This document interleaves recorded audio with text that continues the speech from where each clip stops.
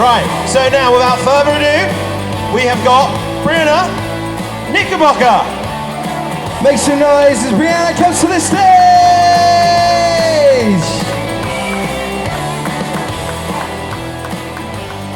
How we doing? Hi, I'm great. So I'm going to get the very boring and classic question that you have probably heard a million times. Okay, bring it. But how did you get into voice acting? I fell into it. I went to school for fashion. I had no idea that I was going to be an actor. And I got to LA, tried it for one day, hated it, literally was crying in my car. My soul was like, nope, not for me. So I quit, and then I fell into acting, and it just kind of took off, and I was like, oh, acting, this is nice. And I saw a voiceover job, and I never thought before, oh, voiceover is a job. And I was like, oh, that would be so fun. So I applied for it, I booked it, and so it just kind of took off. That's amazing. You're very stylish. You're very stylish. It makes a lot of sense. Thank there we go. you. It all comes together. Everything's linked, isn't it? But thinking, so from like a fashion design background, I mean, that's not very theatrical. Did any of those like past, skills or experiences that you got from that, did that benefit you to make like yourself such a unique voice actor in any way? I would say life experience in general lends itself to being a dimensional human being, having flexible thinking as an entrepreneur, which is incredibly valuable in the business of any entrepreneurial thing like voice acting. And yeah, I think that answered it. Yeah, did you have like a fashion design teacher and you were like, that is a mental accent or voice? I'm going to pocket that for a rainy day. I've never done that. Okay. No, I don't really I've never really considered myself, like a voice actor in the sense like, oh, I do a million impressions or I have like a million voices up my boot or something. I just act. I just enjoy acting, and I don't know. Well, where do the voices come from? Obviously not schizophrenia. I'm not saying that you've got voices going around your head all the time. Yeah. But they must come from somewhere, is it? Yeah. Yeah, I think like when you get the description of a character and you read about them and you see the picture, it lends itself to creating like maybe this character's a little bit more breathy, maybe they're a little bit more soft-spoken, and it just kind of naturally works out. That's great. And for Japanese stuff, they always give you references. Well, almost always give you references. So sometimes you're working off of references too, and they want to get close to that. Okay. Right. Yeah, that brings me on to my question. Looking at the references, are there any characters that you are more drawn to yourself, or are there any characters that you would like to play a little bit more outside of the box of where you're normally put? Yeah, so I'm really drawn to characters that are very emotionally complex and have a lot of depth and a lot of growth in the story, because it's just so much more exciting and fulfilling. I will say I've gotten to play the bad guy, I think like 3 times now, a whopping 3 times in my career. It's a magic number. The rumors are true. It is more fun. So I would like to play more villains. I like that. And I think they're very complex, and they can be, so I think that could be really fun. Well, and the beauty of a villain is that usually they don't realise they're the villain of the piece. They believe they're the hero of the piece, right? Absolutely. That's what's so beautiful about acting. You get to climb into all that like deep, dark stuff. It's so much fun. You get to be nasty without ever being nasty. Isn't that great? I mean, you might be on, wow. Yeah. That's brilliant. No feelings get hurt. It's great.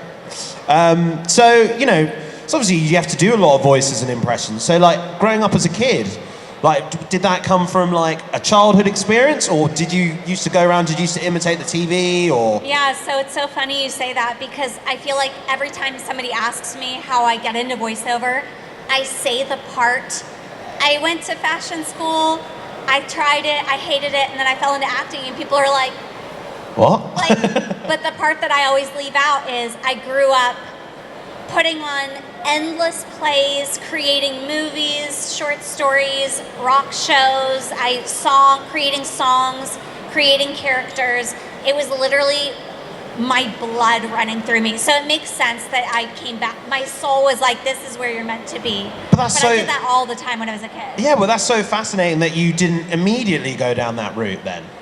Yeah, well, it was like my grandfather was paying for my college to pick something, and I was like, well, I love all the arts. What do I need a degree in? And I was like, well, not acting, not singing. I'm not going to need a degree in drawing, but fashion would probably require a degree if I did that one. So that's why I studied fashion. Okay, so are you a bit spiritual? Would you consider it like a calling?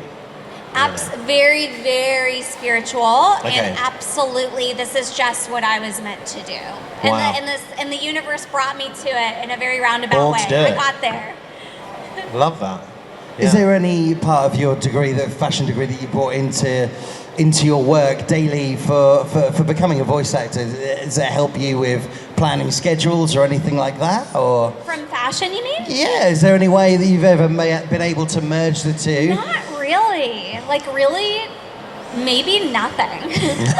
So Grandpa just wasted his I money. don't know. Yeah, I mean, just the thing I said before, it's just life experiences fully form you as a human being and kind of conjure all this beautiful depth and in your soul and your mind and your heart and your spirit, and you just use all of that in acting, all of it. I actually find that really inspiring because it's kind of, you are like the proof that you can just go from something completely different to just being like, go for it.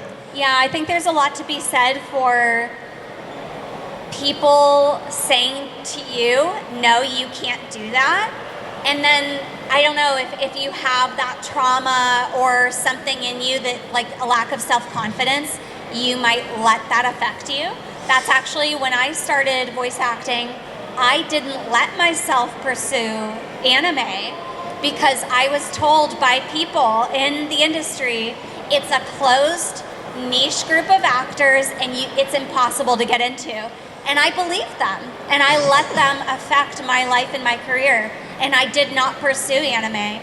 But one day, there was a casting director workshop with Mami Okada, the casting director at Bang Zoom, and my adoration, my pure adoration in my soul, overrode how scared I was and those voices telling me I couldn't do it.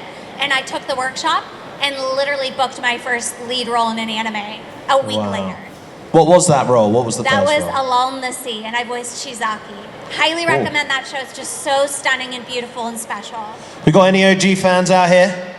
Is it? There we go. That's all we need. Lovely stuff. Love that. So, past or present, which character would you like to voice that you haven't? So they can already have been voiced, but I can't pick anything that's already been voiced just because everybody's so talented, but I would love to voice a character in a Ghibli movie, a Miyazaki film. That would be so special. What's your favorite Miyazaki film? Spirited Away. Yes. Gotta love that one. With a close Howl's Moving Castle and Castle in the Sky. Yeah, I like Porco Rosso. Bit underrated, that one. How about? Yeah. Yes, there he is. He gets it. There was that one hand clap. It's the one we need. It's all we need. So, you were in Shenmue 3. Yes. Okay. We got any Shenmue fans here, please? There must be some. Come on.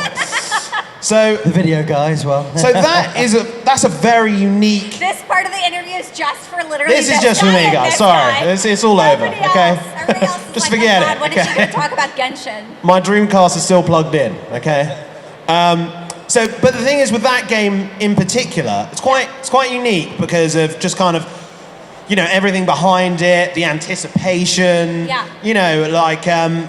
What was it like? I mean, there must have been a lot of pressure for you for a role like that. It's such an iconic character.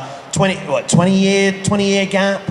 What was like going through your head when that process was happening? Well, I originally got the audition, and it was like 2 little sentences, and I was like, they can't really hear the character through this, but they gave me a longer script, so I was like, heck with it, I'm just gonna read, the whole script. So I read the whole script in character. I got the call on Thanksgiving that I booked it, And then I went into the booth, and Yu Suzuki was the client. No way. The man, the myth. Yeah, the man, the myth, the There he legend. is. Yu Suzuki was there, and Bill Black was directing. Wow. And we formed the character very delicately and carefully there. You had very, very, very specific wants for Shenhua. A lot of my characters in general are very emotional, and there's so much like running through them. But with Shenhua, he was very particular that she's a farm girl. She was raised by her dad, and so she's a little bit like even keel and not as emotional, and just a little bit more like a person of the earth, salt of the earth. Yeah. So we like formed her very, very carefully, and I had to like just strip all the anime and everything out of my acting until we got to this very on-camera level film acting. Like we're just talking like this. But that's very unique It for was voice really, acting. really unique. Yeah. And then we recorded for 6 months, like 5 days a week. 6 months. Yeah, and we did 1 take per line. Imagine if we had done more than 1 take. I could have been recording that for a 1 take year. per line. Still be in there. It would be insane. So it's one of my longest running roles I've ever done. It was really exciting and Yeah, that's cool and amazing. interesting. Yeah, really special experience. Yeah, wow. Very unique. And he's gaming legend, you know. Yeah, What was he yeah. like? Nice geezer? Oh, absolutely. Very, very kind, wonderful. Working with Yu Suzuki was amazing. He adored me and I adored him. It was Aw, wonderful. That's sweet, isn't it? Yeah, That's it was meant to be. I mean, you literally just said about going into the booth there, and obviously we now live in different times thanks to COVID, and people have set up their home offices and recording booths. Have you got a home recording booth, or do you prefer to be in the studio or recording or working from home? Yeah, I mean, you have to have a recording booth in order to work. It's a requirement at this point. It was a requirement before, but even more so now, because some projects do record remote. My personal preference, it depends on the job. For example, I was in Last of Us Part 2. I got the absolute honor of doing just incidentals on that game. That's like one of my favorite games, so even doing incidentals is a huge deal for me. But like I wouldn't have wanted to do that remote. That would have been so sad. I got to be in the room with Kellen Goff, with a couple of their other actors. I can't remember It her just name. brings a different energy with those other actors, doesn't it? I feel like it's you can so pull. nice. If you told me I could record any project and it would be a bunch of us in a room together, all the other actors, 100% I would say in-person recording every time. But the truth of the matter is you don't really get to have that. So sometimes remote is nice because I live in LA and it takes minimum an hour each way to go anywhere, and it's very annoying. So we've got hopefully some questions in the audience that people want to ask for Brianna. So I'm going to head down there. It takes about a week to get down there, it feels It like. does. So At least. I'm going to leave you with Andy, who's going to ask a question, then we're going to hand over to the audience. Yeah, and see what and we've got. please don't be shy. I want to hear all your questions and I'll answer you as best I can. So amazing. So more on that. So how often and how lucky are you to do you think you do a better performance with a group of people, or do you think that's more pressure, or what is how would you compare and contrast them? I think I can speak generally for all actors when I say this. When you have a room and you're just going down through the story and you have the room of other actors and you're feeling the energy of the other person and you're getting to do your line after them, it makes a world of difference, because all that energy, even though you can't see energy, energy does exist. Yeah. And it's just incomparable to anything else. Wow. It's so special. So what were the productions where you were able to do this? Yeah, so I've done some prelay. So I got to do a group record on one of the Shopkins movies. I think it's called Worldwide Vacation. I'm a lead in the series Mermaid High, which is very cute. If you're Yes. a girl, you should go to YouTube and go check that out. Finley. Finley and That's it. Catalina. So I got to be a bad guy on that. So actually, I voiced 4 bad guys in my life then. But that was group record. Actually, that was during COVID, so we were not in the same room, so it's kind of different, but still a group record technically. Yeah. Well, little fun question. Yeah. Who would win in a fight? Shenhua, Pirika, or Finley from Mermaid High? Well, definitely not Finley. Well, we She's are a by the lover, water. not a fighter. The battle is by the water. Finley's not gonna fight. She would be like, guys, like let's fight for peace. Pirika. Pirika. I don't know. Pirika's got that like grit. She's like, let me in here. Y'all messing around. Let me at him. There was no doubt in her mind about that, was there? Absolutely no doubt. So have we got any questions from the audience that want to ask Brianna? Yeah, brilliant. Okay, we've got some over here. Hey. Hello, Brie. Hi. I'd like to ask you about Catherine Fullbody and your role, Rin.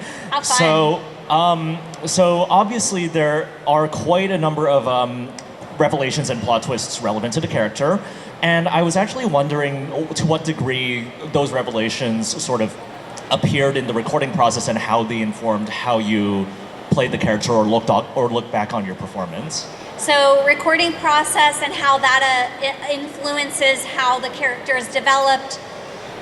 Just talk about that. Was there a specific? I might have missed something. Its sound in here is really bad, guys. Yeah. I'm so sorry. Yeah, sorry. I was specifically asking about Rin from Catherine Fullbody. Yes. So the recording process for Rin and Catherine Fullbody, it was very exciting because I originally got the audition. I booked Rin, and I was very, very, very hyped. And then we got in the booth, and she was just me. Like if I just get to be like cute and innocent and just like, hi, she's just me. So it was just very, very easy. I just was the purest hearted version of me, which, yeah. It was such, all the sessions flowed. It was very chill. We just had a blast. It was so much fun. I mean, that's one of my favorite things I've ever done in my life, and will be in that top list for the rest of my life. Truly special. Do you feel more of a connection with characters who are similar to you, or? I think so. And yeah. like, do you take them home, or have you got a switch? Do you I'm in the booth, I'm that character, and then when I'm gone, I'm gone. You know. I mean, you kind of have to be, because like, for example, Grand Blue Fantasy Relake just came out, and I played Narmaya in that, and all of the lines in Relink, for the most part, are like, battle, battle, battle. So like, it's like, it's so much energy expenditure. Sometimes at the end of a session, it feels like you just did this like 4-hour-long workout. You're exhausted mentally and physically, and wow. Your voice hurts, and you have nothing left to give. Wow, that's mad. Yeah, because you're firing on all cylinders. Your brain is doing all this math and working. So Yeah. you got to get this in this time code. Oh, we have to honor the pauses also. So you're listening to the reference, and you got to get it exact, and you got to like measure it in your brain, and you have to try to get it out the same. And you're like, oh, she's more like Samurai Warrior Narmaya at the top of the line, and then she goes into wise, poetic Narmaya at the end of it. There's so many.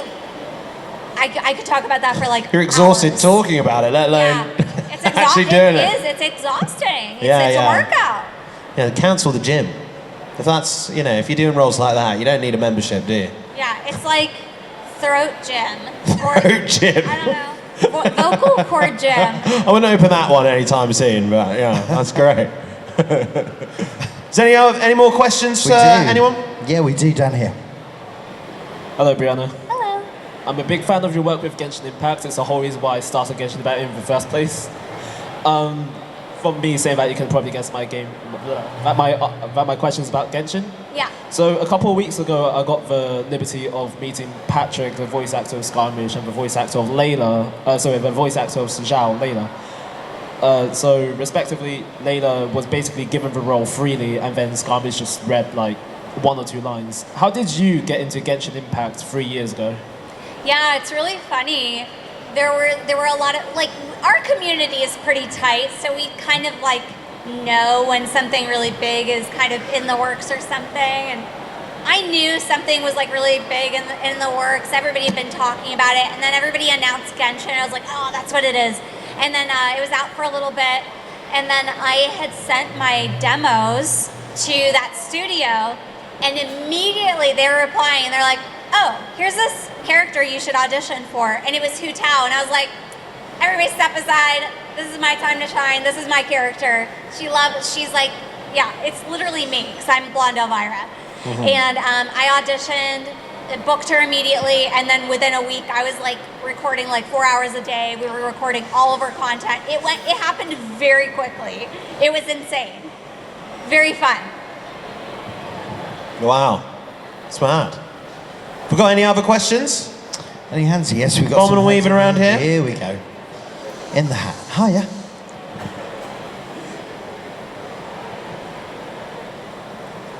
Hi. Hi. So, what was your like favorite line from Hu Tao? That's such a hard one because they're all so funny. Literally, they're all literally top tier, like, this is gold level. All What a Cute Treasure Coffin is amazing. Fanfare You've Been Pranked is hilarious. There's a lot of good stuff in the Lantern Rite coming up, so get excited about that. The stuff in the Poetry Quest was hilarious. Oh my God, they're all so funny. Do you have a favorite? Mine's probably her Hilichol one. Which one? The Hilichol one. Oh yeah, I mean that's classic. Yeah, I love that. I mean you can't not love that. Love that. Anyone else? Oh, that's easy. One over there. Oh, Hi. Hi. Of all the Fire Emblem characters you voice, who's your favourite and why? Out of all the Fire Emblem characters you voice. Charlotte. Charlotte for sure. Charlotte is so funny, like no holding back, just unapologetically herself, a total badass in the battlefield, and she's hilarious. She's amazing. She was Hu Tao before there was Hu Tao. I'm just saying. that's great. It's one over there. Yeah, we've got a hand over here. Getting my steps in today. Oh, AnimeCon. yes. Hello. Hi, you Hi. said before that it's like some jobs are like a vocal gym, and I just wondered if you had any techniques or anything that you use to look after your voice. Yeah, it's funny you say that because I don't know, I feel like I've been learning how to do that recently. I'm horrible at that stuff. I've learned to drink a lot of water, and I'm learning how to use my voice properly. I had not used my voice properly for years, so my voice would get tired a lot. I don't know, it's tough. Throat coat tea, vocal rest, proper training with a singing teacher, with a vocal teacher to use your voice properly. It's not easy. It's a literal instrument, and you're learning how to play it and take care of it, and it's kind of wild. Do you have like a vocal mentor or a teaching coach, and is that your own personal one, or do you get that on specific jobs and such? Yeah, so I just started working with a vocal coach and a singing teacher that I'm in love with. She's incredible, and I'm in the best hands ever, and it's everything that I've needed to do for years that I've avoided that I'm finally doing. Absolutely adore her. I hire her personally, and I train with her once a week. Oh, that's great. So do you do much singing as well? Yeah, so I'm a singer-songwriter. I've been releasing music under my alias Starless for about 4 years now. Dark electronic pop. Very I have one cool. music video out also. But yeah, I love singing. Oh, nice. Where can we watch that? Yeah, music videos on YouTube. Okay. Yeah. Nice. Should we type in your name or Starless? Is it? Is it what? Should we type in your name or should we type in your moniker Starless? Yeah, so it would be first I just have to say it'd be age appropriate for probably 13 and up, just a little heads up. And it would be under my music alias Starless. Very cool. Very cool. Got any more questions Yeah, we've got one here. at all? Here we go. Hello, it's me, the videographer. So, with being in Shenmue, the greatest game of all time, and Yes. also Genshin Impact, the best online game ever, do you actually get to play them properly? Did you play Shenmue 1 and 2 to kind of get a feel of the game? Did you ask, do I get to play them? Did you play Shenmue 1 and 2 to get a feel of the role or the game? And Yeah, I wish I had time to do stuff like that. It would take all the hours in the day. It would be too much. I don't have time. I can't. Yeah. I do play some of my games. I've tried playing Catherine Full Body. It is extremely difficult and stressful. So I like watching somebody play that. I want to watch somebody play Astral Chain. I'm very excited about that game, and I've never played it. I've tried playing Genshin Impact. I'm more of a shooter girl myself. I love zombies. I love survival horror.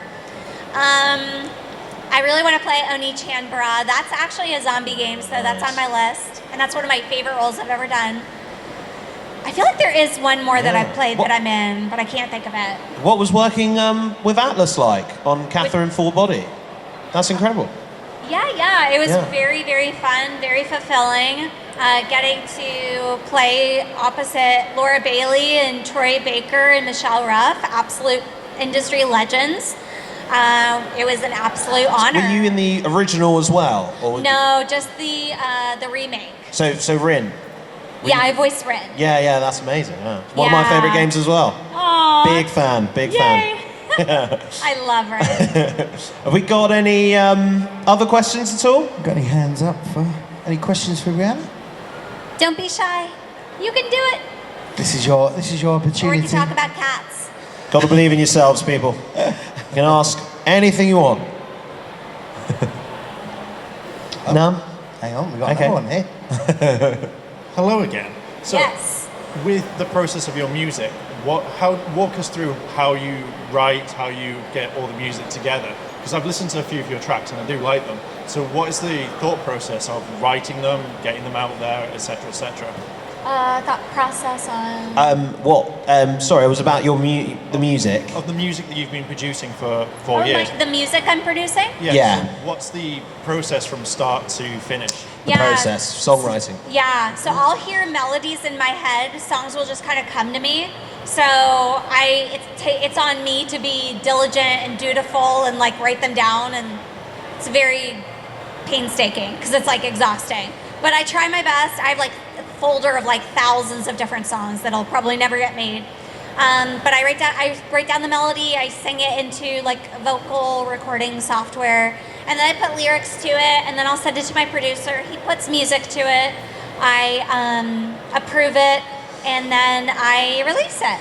Yeah, no, great. Yeah, that's the simplified version. It's not, that simple, but that's the bare bones. Yeah, do you use like more like classical instruments, or do you use more like softwares like Logic and Keybase and stuff? I just use Audacity to record my voice. Ah, great. Yeah. And then what, do you collaborate with someone?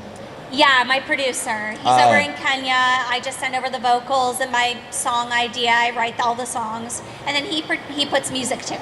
Ah, that's brilliant. I love that. Yeah, so it's called in industry terms top lining, isn't it? Yeah, That's what you the do, yeah. songwriting is called top lining. Yeah, very cool, very cool. It's the best line to be on top. Any more questions at all? Well, yes, we have one here. Hiya. Hello, Brianna. Hi. I've only really encountered your work as Hugh Tao, and I was just wondering, since you're talking about all your other roles, do you usually go for characters who are similar to you personality-wise? What was that? Sorry. Sorry, the acoustics in here are I can barely hear anything. Yeah, Do you usually go for characters which are similar to you personality-wise? Oh, do you usually play characters similar Yeah, to so as an actor, we don't really have the luxury so much of getting to say, I only want to voice characters like this. You get offers if you're, lucky enough. and you get auditions and you audition for things. You can say no to certain auditions if you want to, but generally you're working all the time to get more work. So you audition for as much as you can, and sometimes you book things that are not what you expected, and sometimes you book things that are more of what you expected, and sometimes you book things that are like, oh my god, this is everything right here, but you don't get to like pick and choose that. What character you voice would you say is the furthest from who you are? It's so funny. There's so many different ways we could go with that, but the one that I usually say is Kira from Astral Chain. Cool. She is the lead character opposite Alex Lee. He plays the male twin, and I play the female twin. Nice. And they're both cops, and the director was adamant that the character is as strong as Alex, the male twin. Was that Hideki Kamiya, the What's that? director? Was it Hideki Kamiya? Who was the director on that? It was Jamie Mortellaro. Oh, okay, for the which voice director, yeah. one of my favorite directors to work with. He's Oh, wow, amazing. okay. Brilliant. But Alex Lee's cop male character is, as you can imagine, extremely masculine, and I'm extremely feminine. I don't really identify as masculine in any form or sense. So having to be extremely masculine, not only as like male level, but also cop level, was extremely difficult for me. It took a few sessions for me to really find it, and it was hard work. I was sweating. I thought it was going to be recast, for sure. I was like, I'm too girly for this. I can't do it. Was Rin quite a hard character to kind of nail down? Because obviously there's a lot of, I'm not going to spoil it for anyone here, but there's a big mystery behind your character. So what was that like going into it? For Rin? For Rin, and yeah. Yeah, it's a delicate matter, and we viewed it as a delicate matter, but we treated it with love and respect, and that's all you can really do in that situation. Absolutely, that's yeah. the story, and that is the story. So we're Bringing it telling to the life. story with all the heart we can. Yeah, and amazing. We got any more questions at all? We do. We have a couple as well. There we go. Thank you.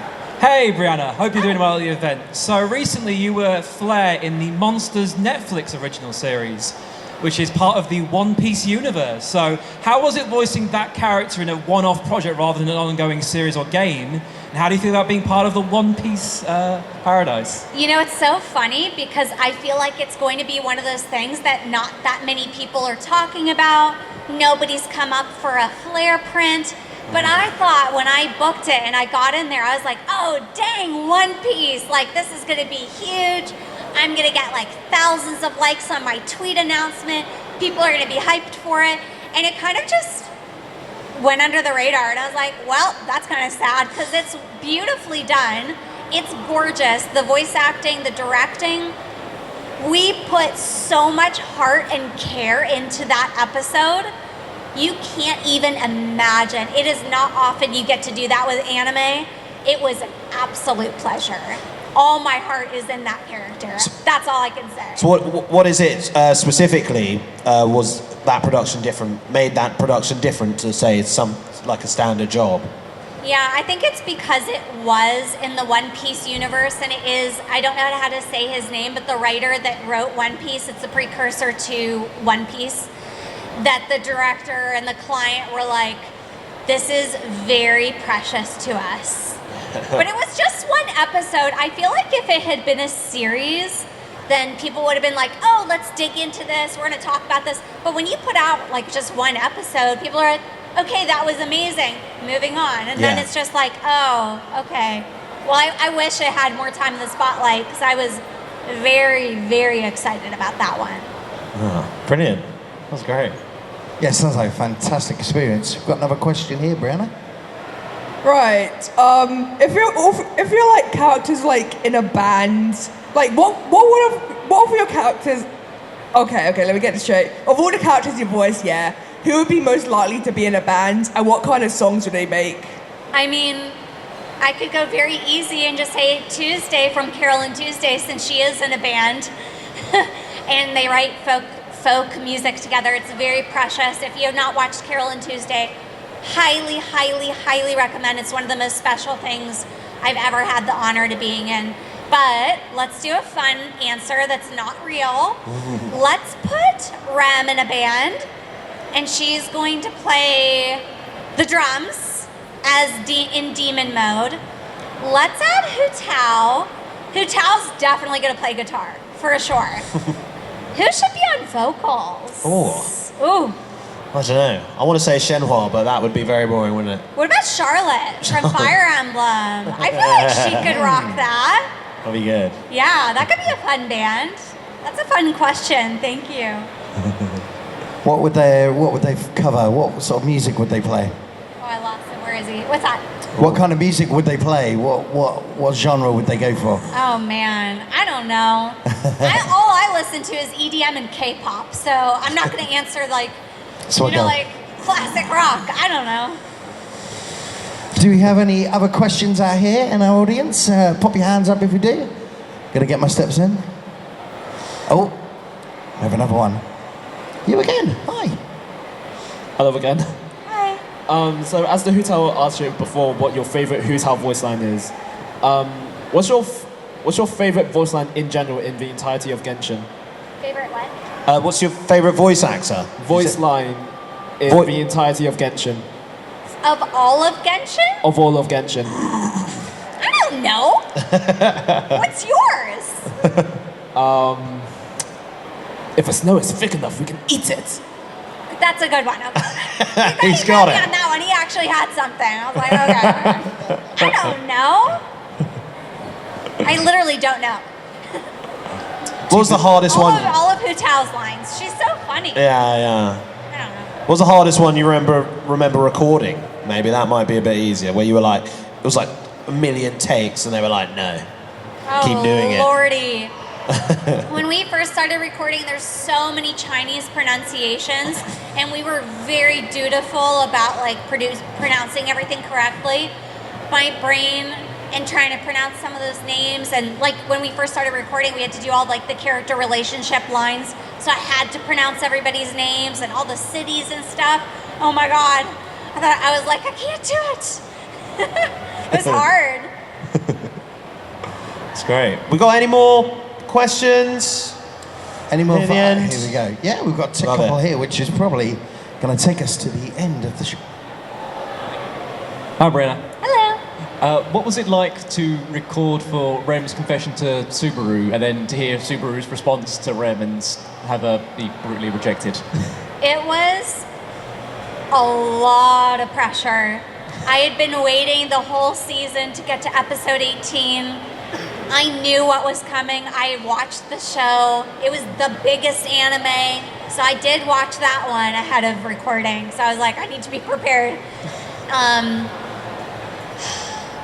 That Japanese voice actress not only is the most talented actress with the most gorgeous voice, insane, so emotive, but also the most insane breath control I've ever heard in my life. Because that is a breathy character, and that was so hard to do. Usually in an anime, we'll get, it's broken up into different lines, and at the most, you get like maybe a little paragraph with like 3 sentences. That's a loop. And then the next loop, and all of Rem's loops were like half a page long, and I was like, I don't know how to do this. I don't know how to do this. And I was running out of oxygen so much that we were having to break up. We were like having to like take chunks and chunks and chunks, and like now we're just gonna do this one little part. Sometimes even breaking it up in the middle of the line. It was really hard. And also like emotions are very like all over the place. So there'd be one time where I'd be in it and I'm like feeling all the things, and then we'd do another take and I just didn't feel it as much. And it's just, you're trying to like hold on to these like emotions, and it's just so, such an experience. But it was very difficult, very fulfilling, very challenging, very rewarding.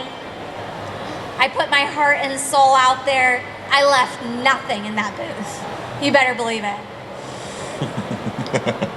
I love that. You Sounds better believe it. Absolutely grueling. Hi. You just said about having these pronunciations that are particularly difficult. Which one was the hardest or most satisfying one to actually nail? It's so funny. There's a few, but the funniest one I could say would be a Shenmue thing. Yeah, go on. Because they were very, very, very, very, very specific with how they wanted Rio. It's not a full roll of the tongue, not rolling the tongue, almost rolling the tongue, but it was like just a fraction of rolling the tongue. It has to be very particular. So I had to say Rio 18,000 times. Oh my God. In that game. You guys know. Oh my God, the amount of times I had to say Rio. And you're like, I can't say it anymore. Like, I don't know how to say Rio anymore. It was only one take you could take each time, no? Yeah, so like if you didn't get it right, you just have to keep trying. Oh wow, that's mad. That's such a unique way to do it. That's not how it's usually done, is it? Not usually. Some directors will prefer one take sometimes. It's a little bit more like improv where it's very natural and you're off of your cuff and there's something special about that. Yeah, no, that is cool. Yeah. Hope there's a Shenmue 4. That's all I'm saying. Oh my God. I'm praying for it. Maybe, you never know. That'd be cool. Any secret projects you're working on at the moment? You want to let us know? AnimeCon, little exclusive. It's so funny because everything you're working on, everything you're auditioning for is like code named, NDA'd. If you talk about it, you're like blacklisted. It's so dangerous out there. I don't even take boothies at this point. Yeah. It's just not worth risking it. No. I love my job and I love what I do and I don't mess with that. Oh, that's great. Do we have any other questions from our audience at all? We've got one last one I think we'll finish on. I will say, follow me on social media. That's where I do all of my role announcements when I'm allowed to talk about things. For Twitter, it's Brianna Noel K. And for Instagram, it's Brianna Knickerbocker. Nice. When you were voicing the character Rem, was there any favorite moments? Favorite moments from voicing Rem? Yeah. Obviously the confession episode, but as a horror fan, Blonde Elvira, I am pretty partial to episode 15 with the big Betelgeuse and Twister Rem and all that stuff. Woo! I was like, you know what? I don't need a voice, and I just I just went all out, demon mode against Betelgeuse. I'm gonna save Subaru. Oh my God, and dying in his arms. I was so emotional. It was so intense. One of the most special things I've ever done.